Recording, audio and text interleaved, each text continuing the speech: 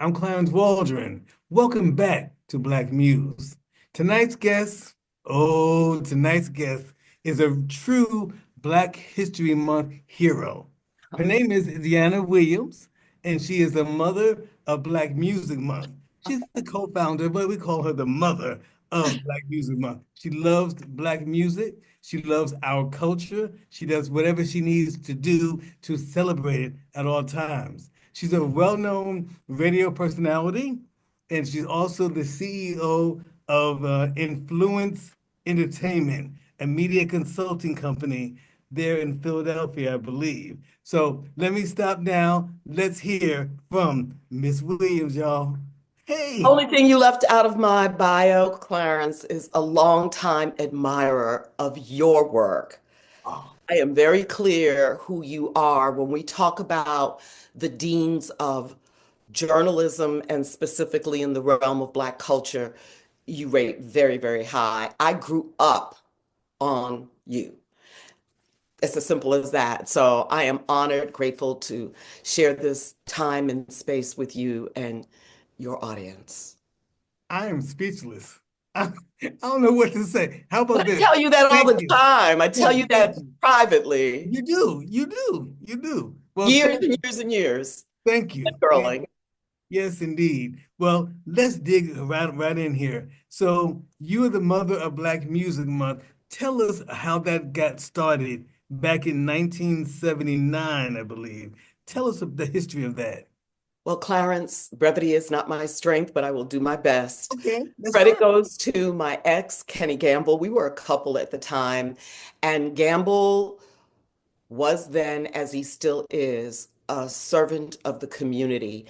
I would best describe him as a term I heard the other day, creativity, commerce, and community. And it really, really, those are the three pillars of what he represents in his life. And because we were a couple, we had a family, we had three children, I was right there, lockstep with him. I grew up in the Bronx and Harlem. I grew up in a cultural mecca for Black people. I literally grew up in West Harlem. So my experience as a young woman was going to the Apollo Theater, Mount Morris Park, Jazzmobile program with Dr. Billy Taylor. I studied with the great jazz musician Jimmy Heath. So my upbringing just prepared me for the absorption of Black culture, specifically as it relates to Black music. I love dance, I love art, I love literature, all components. But my lane, music. And so I was with one of the great songwriters and producers and cultural architects of the 20th century, period. Drop the mic. Kenny Gamble in Philadelphia International Records with his incredible roster of the OJs, Harold Melvin and the Blue Notes, Teddy Pendergrass came out as a solo singer, Jean Carn, the Three Degrees, the Jones Girls, McFadden and Whitehead, Mother, Father, Sister, Brother, MFSB, Dexter Wansell, Linda Creed, Tom Bell. Classic music that 50 years after many of these songs were written and recorded, still are relevant. But Kenny Gamble, I wanted to give him his props. And also broadcaster Ed Wright. He was the head of NATRA, the National Association of Television and Radio Artists. So the combination of us put it together under the auspices of the Black Music Association, which again, credit goes to Kenny Gamble for having the thought to create an organization very similar to what the Country Music Association was when he went to Nashville for the first time. He was like, "Oh, we need to get together. We need we need to take all these different puzzle pieces and assemble them because we, Clarence, as you well know, we're the flavor. We are the flavor. Fashion, language, Right. sports, Yeah. academia, name Mm. it. We excel in these areas. We're known best for entertainment, but let's remember the movie Hidden Figures. Black women, Black scientists, Mm. female scientists. We just saw Tyler Perry's new movie about a squadron of Black women who I love helped that film. deliver it, right? Yes, With yes, love Kerry Washington. I mean, it. we excel. And if we didn't have a foot on our neck, we would go even further. Hmm. But I digress. So that's the origins of Black Music Month started with Kenny Gamble in the late 70s. It was declared as such by President Jimmy Carter, who transitioned recently, on the South Lawn of the White House, June 7th, 1979.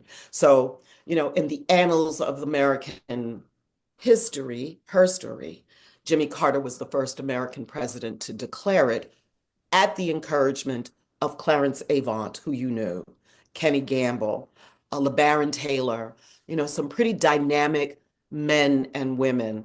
So, yeah, but I went to Congress many years later and got it super official because Jimmy Carter did not sign the presidential proclamation that day. And it wasn't until 2000 when I petitioned Congress and I got President Clinton, Bill Clinton, to sign the presidential proclamation.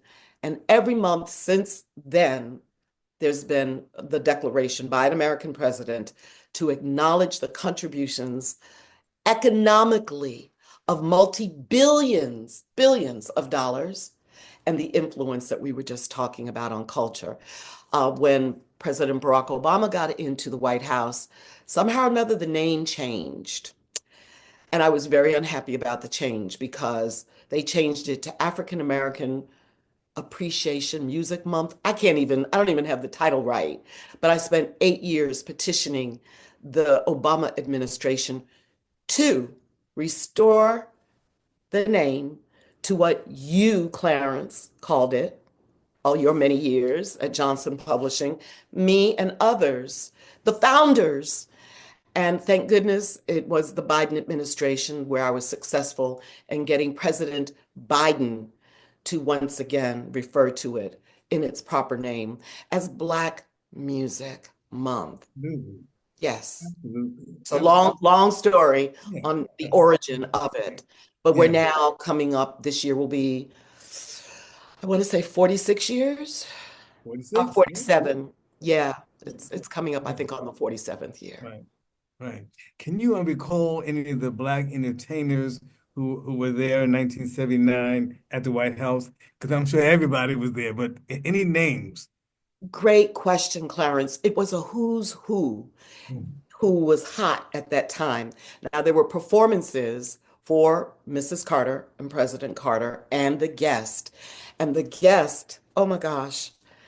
Ooh, okay. So I'll tell you who the performers were that day.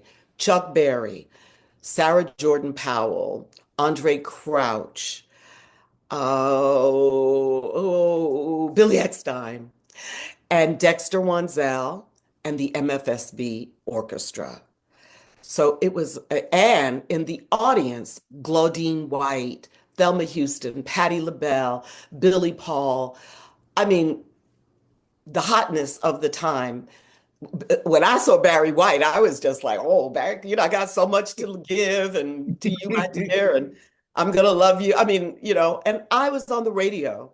I must also add that as you introduced me, Clarence, I was on the radio. I had just left WBLS with Frankie Crocker. Frankie Crocker was there. So literally a who's who at record companies, radio, Georgie Woods, the guy with the goods, who was a well-known DJ in Philly at WDAS, was there. I mean, Loretta Adams, who owned the hot soul food restaurant and was also Gamble's mother. So there were all these celebrities from different walks of the industry in attendance that day. And last year, I had the honor of co-curating with my goddaughter, Laia St. Clair, an exhibition on that first day. And that took place at the National Museum of African American Music in Nashville, Tennessee, where I am a proud founding board member of that museum. Yes. Yes. Name. Hmm. Wow. Okay. All right. So here we are now. And, June will be here in a minute. Yes, How sir. would you like us to celebrate Black Music Month? What things can we do? Should we do? Well, I want to mention that Black Music Month is a concentrated period of time for us to celebrate not just the artist, the songwriters, the producers, the engineers, the Clarence Waldrons, the Dyana Williams of the world, the DJs, the DJs that because remember, Clarence, in my day, a DJ was a radio personality. Now a DJ are the people who mix on the ones and twos. But any and everybody, Mhm. including, most importantly, the consumer, the almighty consumer who can make or break a record or career of an artist. And how we celebrate is going to hear live music, streaming or buying the music of your favorite artists, sitting with your grandchildren or your nieces or nephews and reading to them stories about black artists, great black artists, letting them hear the music of your time and that you love. And how about listening to the music that they like and love? So go to clubs, go to concerts, support your favorite artist and continue to generate because it's an economic entity as well as a spiritual gift given to us by Almighty God. And Black people, because everybody, all human beings have the gift of being able to make music. But our music, I am biased as an Afro-Latina woman. I've been to the continent, to the motherland many times. This is a rich music. It is a music that inspires other subgenres in Hawaii, in Cuba, in the Dominican Republic, in Puerto Rico, where my mother is from. You have the variations on the theme, but it originates on the continent of Africa and radiates throughout the world, from the North Pole to the South Pole. Black music has this very special, it's the melanin. There it is. There It's it the, is. it's the special sauce Hmm. that is admired by Mick Jagger and Eric Clapton and Joni Mitchell and name an artist. Many of them cite blues artists, jazz artists. And now, 50 years, now we're what, 52, 53 years of hip hop? When people, you remember, Clarence, you and I are grown enough to remember where a lot of people were like, oh, that music, what is it? What is going away? When is it going away? Because it just dominated R&B. But we see what happened. It was the birth of artists like Mary J. Blige, who blended genres in a Hmm. magnificent way, and others. So, yeah, Black music is yeah, I love that title of mother and godmother. I take both because I literally, listen, this morning, D'Angelo called me this morning Oh. and I told him, oh, I can't wait for the weekend because I just bought two new books and I'm going to be in bed, phone off, and eyes glued to the page and read. Like, not little captions. I'm talking about a book. Okay. And Okay. the books that I am excited about reading, one is about Edmond Didi, who was a composer in the 1800s. Clarence, last night in New York at the Rose Hall at Jazz at Lincoln Center, they launched this opera that he wrote back. He was a free man of color. And but still racism, even for a free man or woman of color, it didn't matter. White people didn't care. Hmm. He booked up out of here and moved to Europe, like James Baldwin, like Josephine Baker, like so many artists that sought freedom from American racism, because there's European racism, as you and I well know. Yeah, we know about But that. for Yeah. some reason, they give a pass or it's a little lighter for creatives. So Baldwin was able to live there and to write. Josephine Baker was a superstar. We're talking about, when we talk about a Beyonce, Josephine Baker was the first international global superstar Absolutely was. and a woman who challenged racism, segregated audiences, and was punished for it here in the United States. Even Nina Simone moved to Europe. Tina Turner moved to Europe Very because they true. were appreciated. They were able to economically derive more money, income for their art, and were respected. We Mm, take our artists for granted here in the United States. mm, Black folks. Frankie Beverly just transitioned last year. I yes. can't tell you how many people. I was with Frankie because in Philadelphia, we named a street in his honor. And I was one of the ambassadors of that process. And I spent the day with him. And when I looked at the audience, I said, okay, now these people are his true diehard fans. But what about all the rest? He never won a Grammy until the other night. He received a Lifetime Achievement. Yes. Finally, Yes. finally, Yes. Yes. finally. But not in his lifetime. And that was a crime. But you know what? Frankie was fine not crossing over. He was fine being embraced by us principally. And Clarence, how many shows of Frankie Beverly have you seen in your life? It didn't matter. Always fresh show, always something different, always Frankie Beverly. You know what I mean? And I saw him very recently as well. Did And you? it wasn't his best show. Uh-huh. Guess what? We loved him still. We'll sing the songs for you. You know? And that's what happened. Because Yes. I too went to a concert and I was like, he shouldn't be singing. He's not singing. He was getting on, he was losing his voice, and he transitioned. But he wanted to do that farewell tour. He wanted to say goodbye and thank you to audiences across the country. And you're right, Clarence. We sang for him. He didn't have to sing because we knew every word, every lyric to every song. We knew the melodies, we knew the breaks, we wore our white. Yep. Okay. Yep. Yep. Yep. Yep. I mean, before we move on, why did y'all choose the month of June for Black Music Month? I'm just curious. Another great question. And I've asked that question too. And I believe Mhm. that that's when the president was available and free. It happened to be that period of time. So just we took it over. Now, of course, Pride Month is celebrated in June as well. And I'm very pleased because I had the blessing of attending the first Juneteenth national celebration on that very South Lawn that I was on as a young 20-something-year-old woman with Kenny Gamble and that aggregation of people throughout the industry. I returned to that South Lawn and heard President Biden say, Juneteenth, in June, Black Music Month. And I almost fell out my chair. I was with a group of people that I had invited as guests, and they were all like, yes, President Biden said June, Black Music Month. Yes. Yes, yes, yes, yes. Fine. With today's singers and musicians now, do you like what you hear, what you're seeing now? Do they have an appreciation of those who came before? Hmm.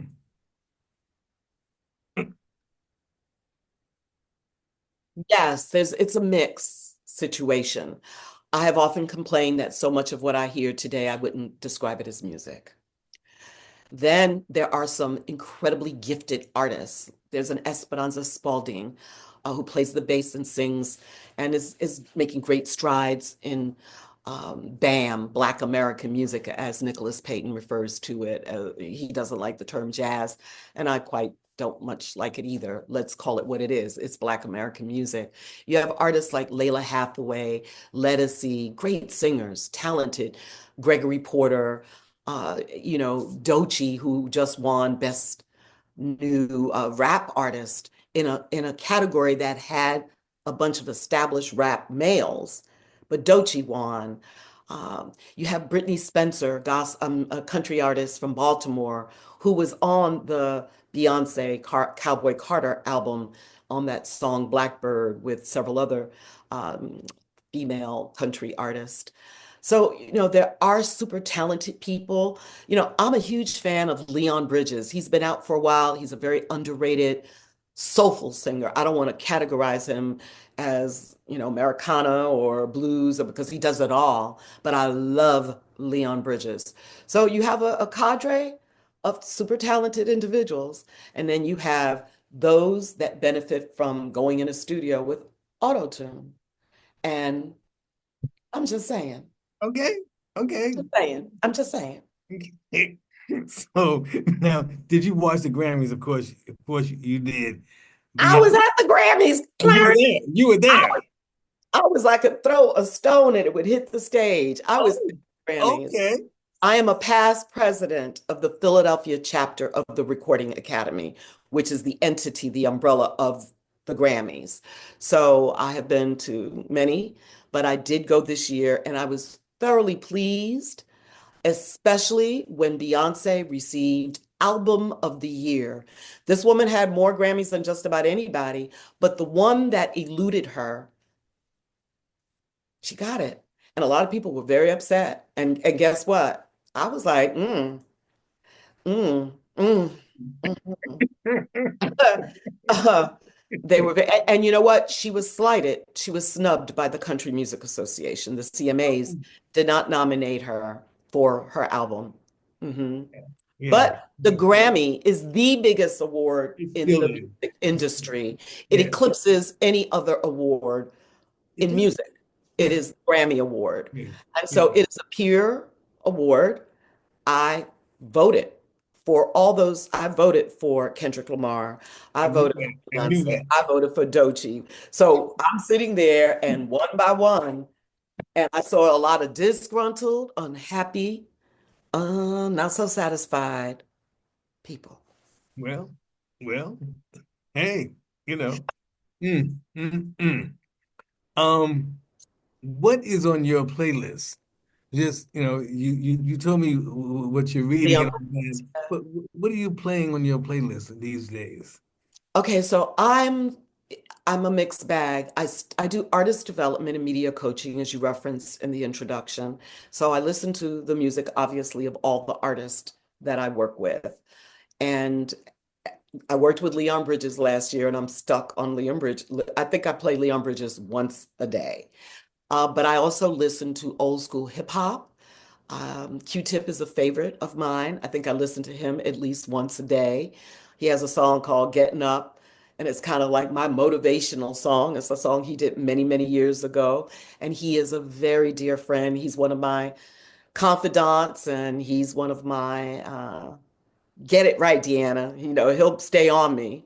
He stays on me. And you need a friend like that, somebody who's going to call it real. But I listen to everything. I have eclectic taste. Yesterday, I'll give you an example. I was listening to Steely Dan, Asia, the album Asia. I was listening to Michael Franks. Uh, I don't just listen. Sometimes people think I only listen to Black music, and that is not the case. I was a rock DJ for a period of time in the late Yes, you were. 70s. Yes, you were. Yes. Yes, I was the first Afro-Latina at the ABC FM affiliate rock station in DC in the late 70s. So I listened to a little bit of everything. Yeah. And I'm Latina. So I listen to some salsa if I want to, get in gear. And I mentioned country music. I have really delved into the deep end of the country music pool as it pertains primarily to the contribution of Black folks who originated the genre, by the way. Shocking to some people. Oops. But it's true. So I mentioned Brittany Spencer. She's a girlfriend, a former client, and I listen to her music. I just listen. So my playlist, in fact, I did a playlist for Tidal 2 years ago.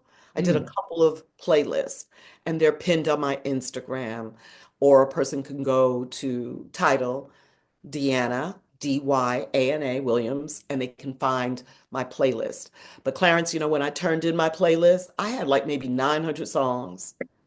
I'm And when sweet. I got the playlist back, it was like one quarter of that. I was like, wait, what happened to all the rest of the songs? Ooh, So, yo.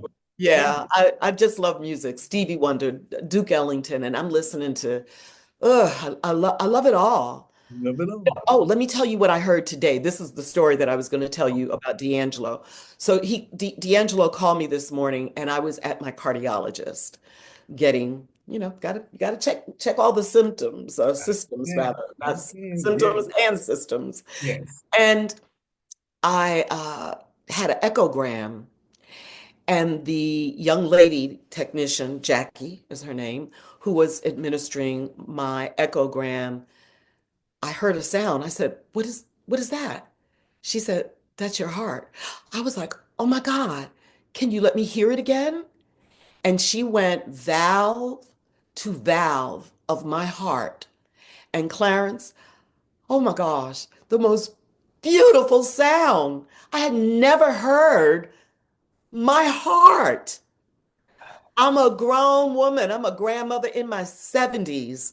I had heard when my children were born and they would put, the little ultrasound thing, I would hear the switching and my children's, Mhm, but I mhm, never mhm. heard my own heart like I did this morning. And I told D'Angelo, I was like, it's music. It's God's music, and we all have it inside. It keeps time. And each valve, Clarence, each valve had a different sound. Each one had a different sound. And I said to the technician, Jackie, I was like, wow, that sounds kind of like, she says, yeah, it's your blood pumping out. And she was explaining, and I was like, how magnificent and how much we take for granted. But I'm making music at this moment, so are you. Yeah, Our okay. heart is keeping time and our Yeah. vowels. And if you record the sound of those, okay, I'm being a little existential here, but Oh, I I love just it. love I God and I love love it. music. Yeah. Yeah, I love it. I love it. You're from New York. You said Harlem in the Bronx. Yes, sir. Um, Tell me, where did the interest in radio come from? From who inspired that passion for radio back then? I will give all the credit to my daddy, Papa Mm, George.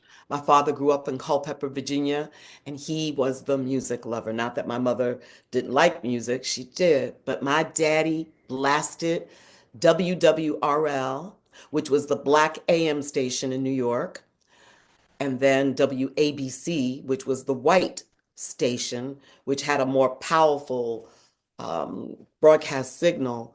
But signal. I Yes. just remember being a young girl, every time we were in the car, music, in the house, cleaning, music, music all the time. My father he just was a music lover.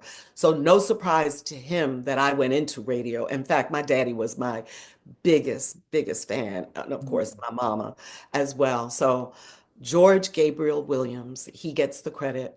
And my first love, my very first, not my first boyfriend, but my first love is a world-renowned flautist in the classical realm and also in Black American music. And his name is Hubert Laws. Oh He my was my God. Yes. first love. And Hubert used to say, you have a great voice. I did college radio. And so he really pushed, encouraged me. And when I received the Lifetime Achievement Award a few years ago, 2019, from the Living Legends Foundation, I took him as my date because we dated when I was very young. And so here I have had this illustrious, incredible career. I Absolutely. wanted him to be there since he was one of the first people to say, you need to do radio. And I Yeah. did. Yeah. So, and I was inspired by a woman named Vi Higginson, Doris Troy's sister. Mom, I I Want knew to it. Sing. I knew it. I knew it. Condolences to her. Her husband just passed recently, and her partner, her daughter's father. But Vi Higginson inspired me I modeled and patterned myself many ways after her style because her style was very intimate. When you heard Vi Higginson, you felt like you were in her bedroom or her Yes. living room or Yeah. sitting in the kitchen with her. And so that was the mentality and the approach that I took to being on the microphone. I knew that I might be speaking to 100,000, and when I was on the radio in New York, millions of people. But my approach was a one-on-one, talking to you, Clarence, directly to you. How is your day? How are you feeling? Oh, I've got something special I'm going to play for you in just a bit, right here on 107.5 WBLS. So, Lord have mercy. You are great. Oh my God. Look at you. Yes. Yes. radio. And then television, I did both concurrent. at the Mm-hmm. same time. I was Mm-hmm. an entertainment reporter in DC on a show called PM Magazine, and my beat was all things entertainment.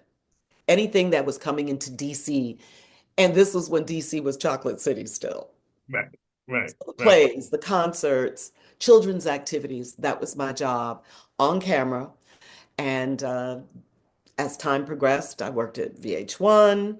I did all the artist interviews for a show called The Soul of VH1. I then went on to work for BET as an entertainment reporter. I then worked for, and I've been on an incredibly beautiful show called Unsung on the TV1 network, where I'm an on-camera commentator, as well as I exec produced the Teddy Pendergrass episode. And that year we won an NAACP Image Award for that season of Unsung. So very proud of that. Yes, Yeah. yes. So let's stop there. Jean Carn was one of the unsung. She's someone that we love here, and we're trying to get her to come on to do a little something something. But how did she feel about the unsung? Was she proud of it? Was she happy? I was advocating for that Unsung since 2008. Mm, And so finally, when they called me and they said, we want to do Jean Carn, Jean was aware that I had been every year presenting her name saying, y'all are missing the mark. This woman was one of the last vocalists to perform with Duke Ellington.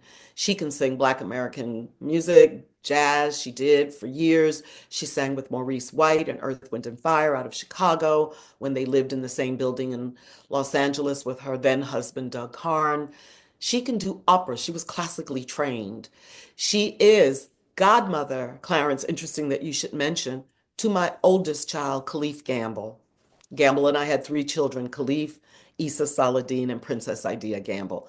Jean Carn was in the delivery room with me for all three children.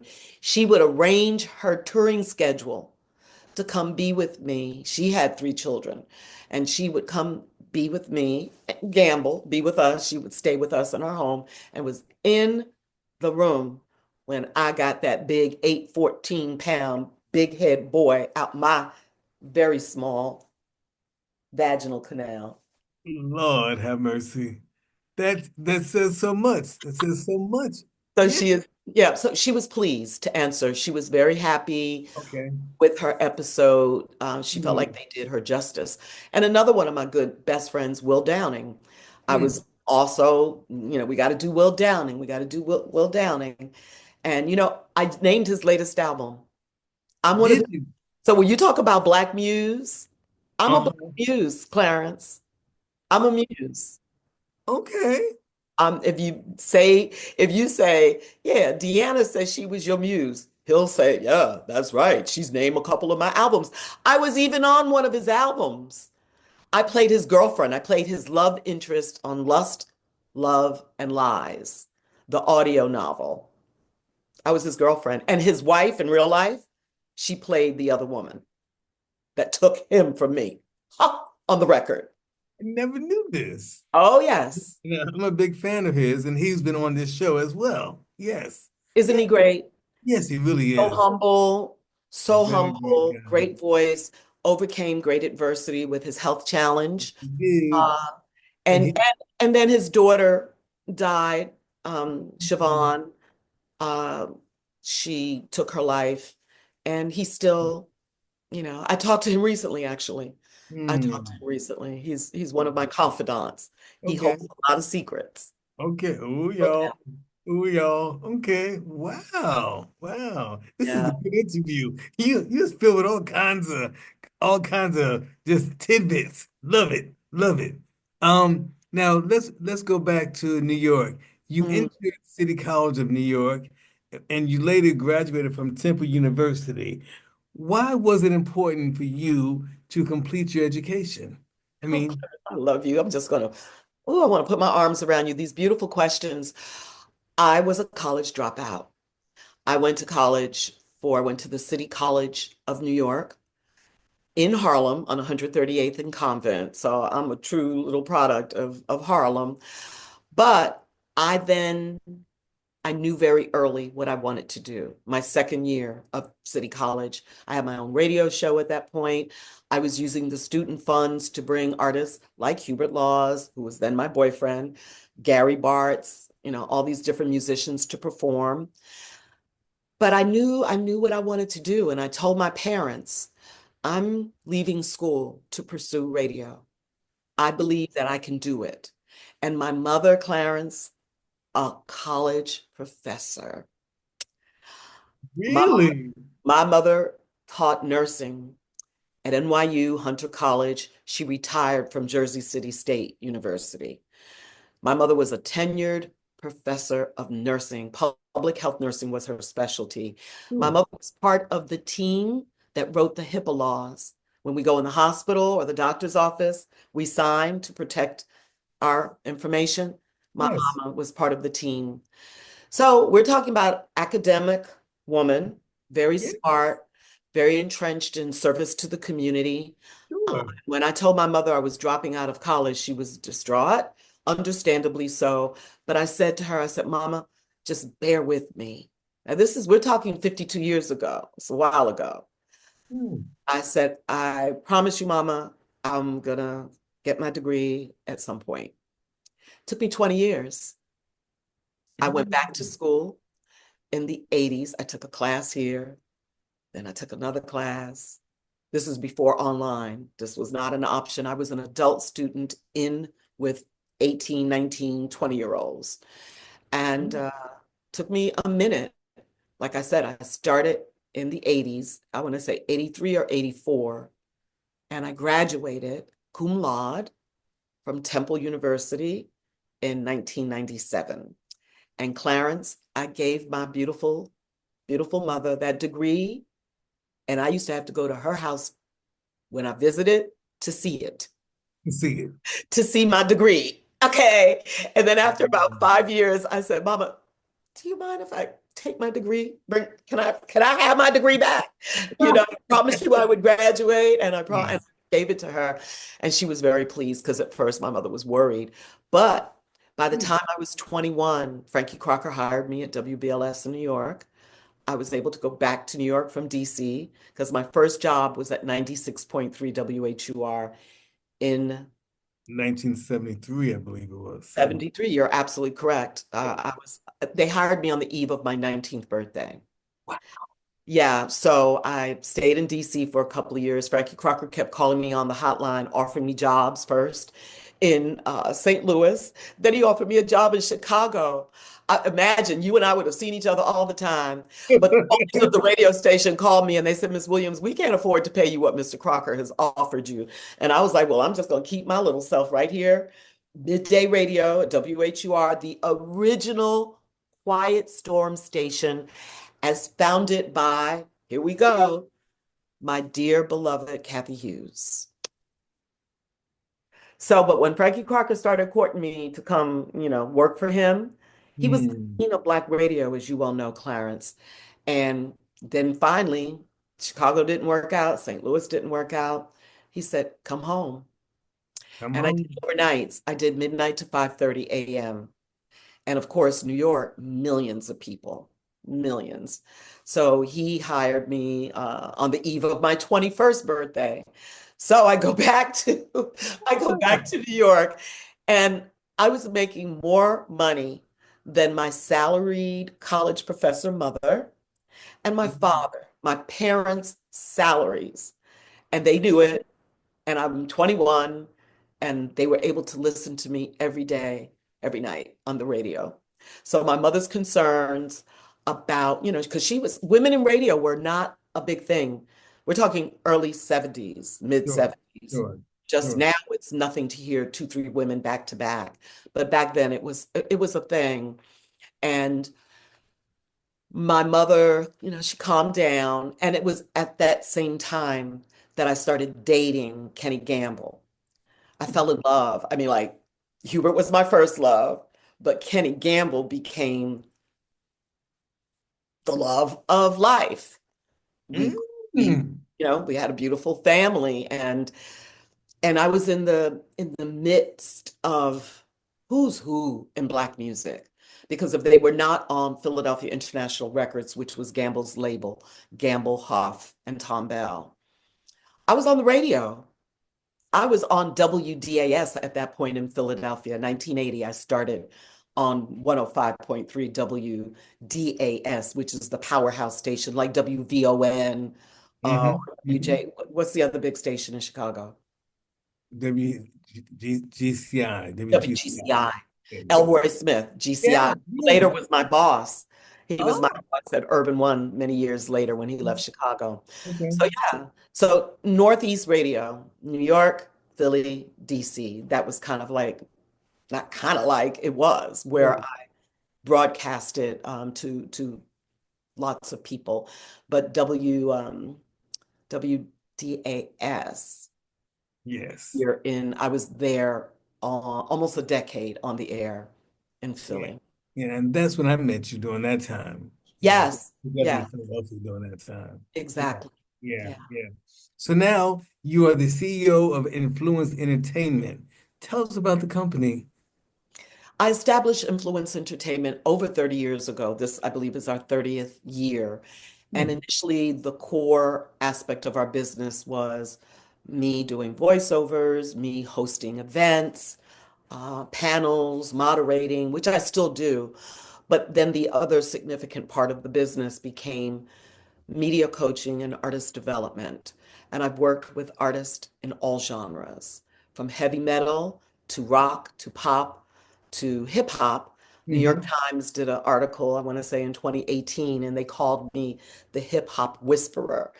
And when I got wind that the writer Joe Coscarelli was just focusing more, it seemed, on my hip hop clients, I said to him, I said, Joe, I've worked with Pete Wentz, I've worked with Dave Matthews Band, I've worked with white artists as well.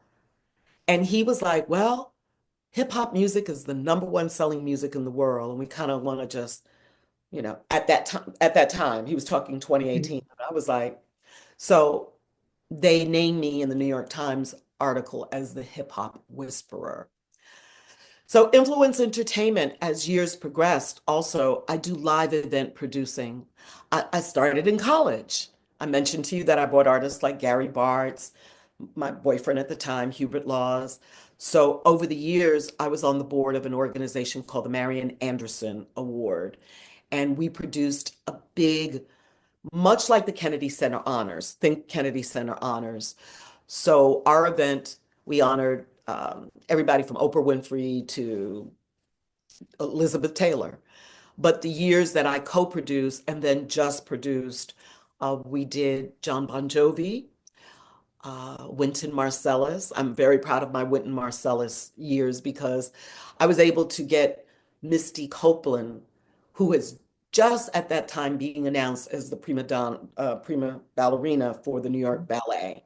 And Okay. I got her working with her manager, Gilder Squire, and she did an original choreographed performance honoring Wynton, and I put together Wynton's original septet, but I put music together for her to perform to. So, I get a chance to be creative. I'm a creative producer.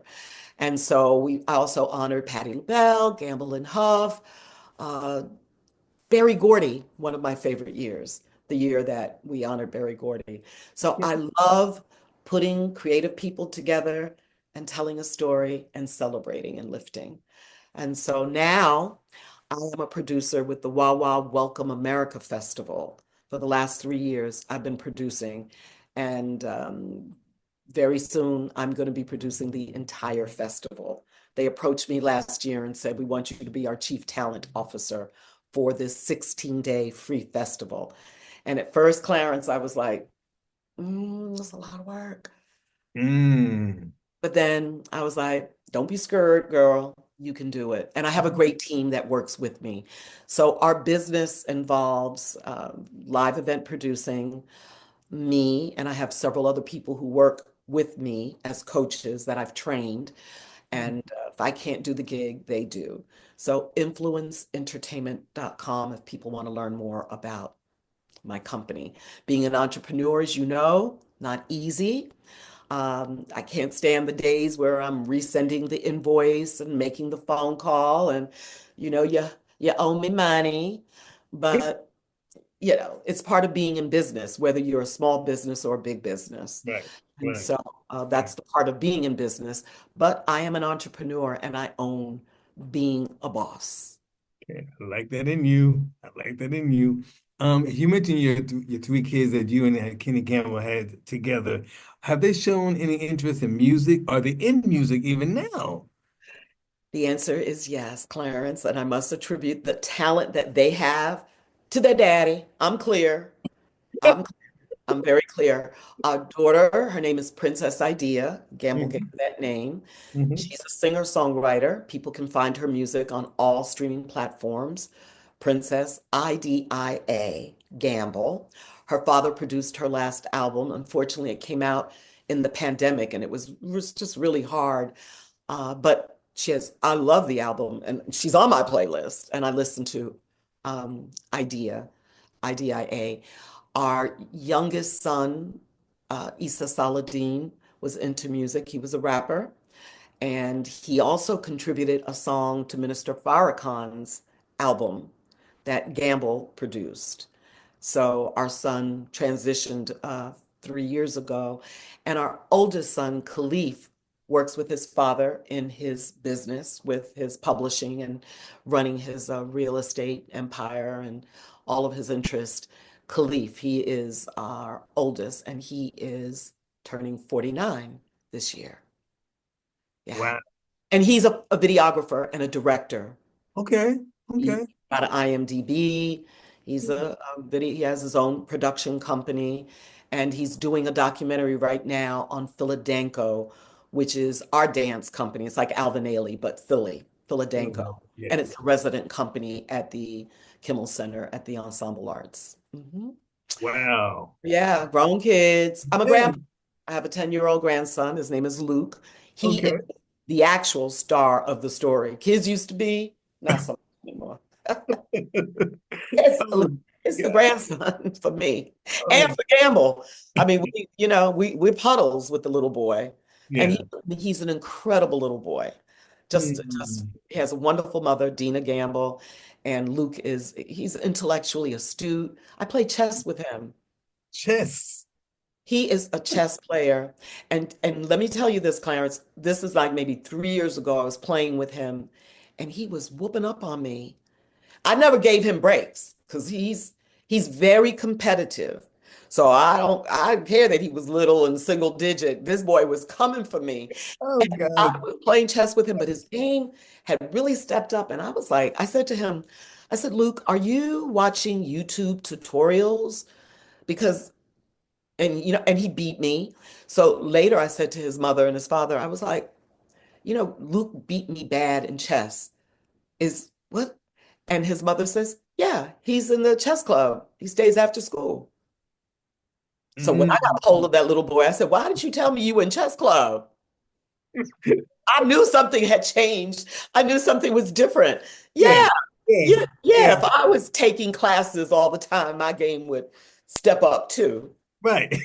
Oh my Oh, goodness.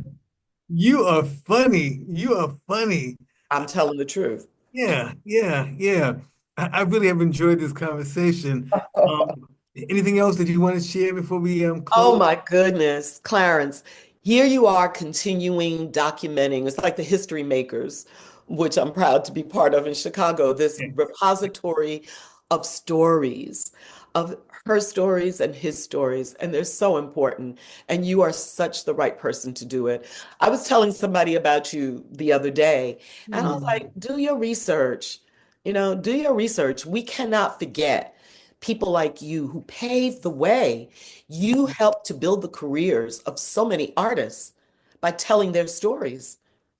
And that's just the truth because before the internet, before 50 zillion million channels, Yep, for yep. Black folks, our source of information was Jet and Ebony. There it is.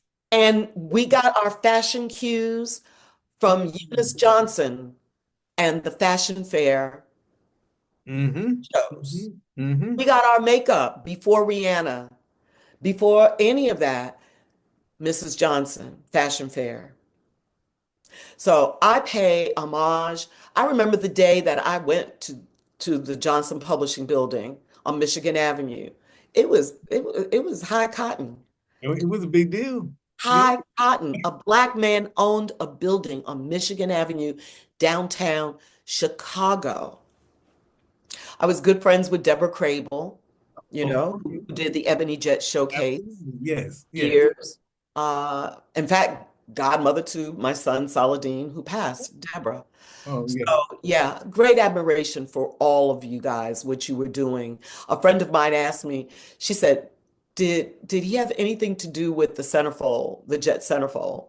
I get That asked was that. Lamont. Wasn't that Lamont? Lamont, yes, yeah, yeah. Lamont McElroy. Macklemore, I think. Macklemore, part of Macklemore. the Fifth Dimension. Absolutely, yes. He was a photographer. Because everybody, you would get Jet Magazine. Okay. You'd go to men and women alike, okay, to Yeah, see the Jet. no, no, yeah, classic. And I I must felt say, like I made it when Jet reported, because Jet Magazine reported my pregnancy when Kenny and I were having our first child. Yes, yes, yes, yes. And honey, you couldn't tell me a thing. I was in Jet Magazine. I was in Jet. I made Jet. wow, wow. You have a lot of stories. My God. Mm, mm. You know Yeah, who was a good friend of mine, Clarence? who's that? Who's that? Gordon Parks. Oh, really? Very good friend. Okay, okay. So as a young teen growing up, I went to the exhibition Harlem on My Mind. And it's where Ooh, I first saw Gordon's work as a photographer. yes, Then, of course, he did the Learning Tree based on his life. And I also saw the work of James Vanderzee, who was a noted photographer.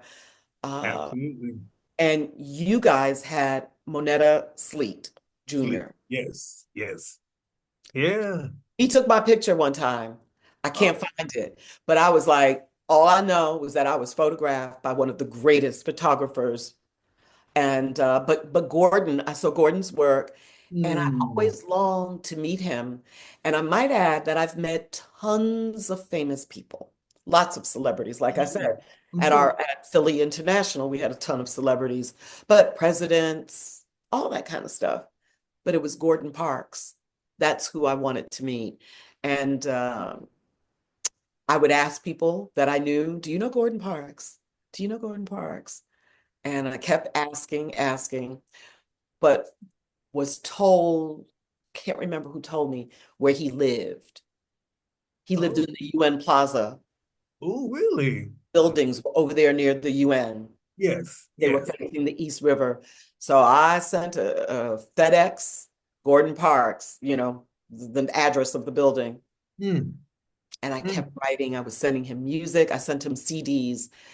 And one day I got a call from his assistant. And she worked with him. Her name was Joanna Fiore. And she said, Miss Williams, Mr. Parks would like to invite you to lunch. Mm. And I can hear you screaming. I can hear you cutting up. Oh my God. Mm, Every mm. time, and you know how sometimes when you want to meet somebody, you can meet them and they can be the worst disappointment. Yes, yes. Such was not the case. Mm, He was beautiful, mm. beautiful for a person so successful. His humility was moving. The man was a composer, a musician. He played the piano quite beautifully. He was an author, a director. Did I say the first Black man photographer at Life magazine? Yes. He wrote Complete multiple books. Renaissance man. Complete That's Renaissance. exactly Clarence what he Complete, was.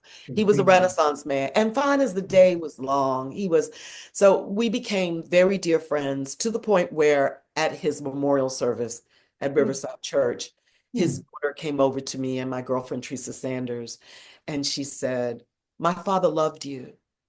And my girlfriend standing there, I was like, well, I loved your father. And it was such a compliment. He Mm. spoke about me to his daughter. Right, What? right, She knew who I was.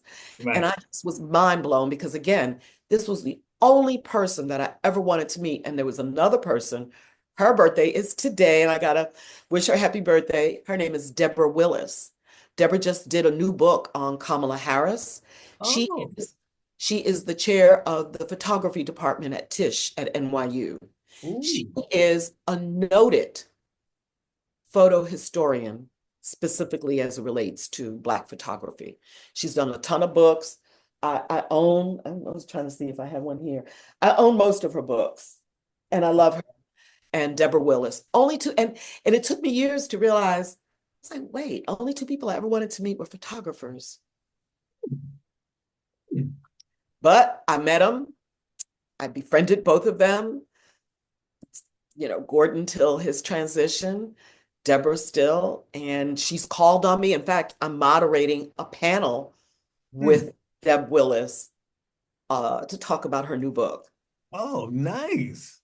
Nice. So, full circle moment for me. So, you're a young girl and you admire these people, but then you become a contemporary or, I went to Gordon's house one time and he was writing a foreword for Life magazine for a book. And he was like, Deanna, you're a great writer. Just you write it. I was like, boy, sit down and write that forward. Those people want you. They don't want me. They want you. But Mm. Shirley Horn, Here's to Life, was every time I went to visit Gordon, he would play that CD. That Yes, became nice. our song and our Mm. music. So yes, what I would say, Clarence, much like you, God has blessed me, is blessing me, and I am still living a very full, productive, stimulating, consequential experience as a human being.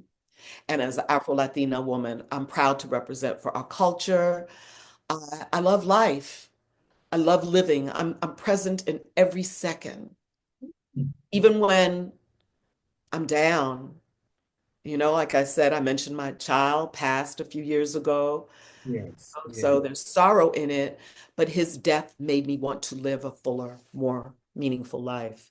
So yeah, life is good. I got it. Well, this has been a great conversation. One of my best conversations with you. It really has been good. This has been great. I've You, been running my mouth. yeah, but that's what we want you to do. That's what we want you to do. But so thank you for being here, for saying yes to the interview, and I called you. Yes. All of Quick that. yes. Yeah, yes, Quick yes indeed. with admiration and joy. Mm, Seriously, really. And I love Black Muse. I love the title. I mean, yes. I really, because the people that you are speaking to and with are inspiring people. They Hmm. are people that other people want to hear their journeys.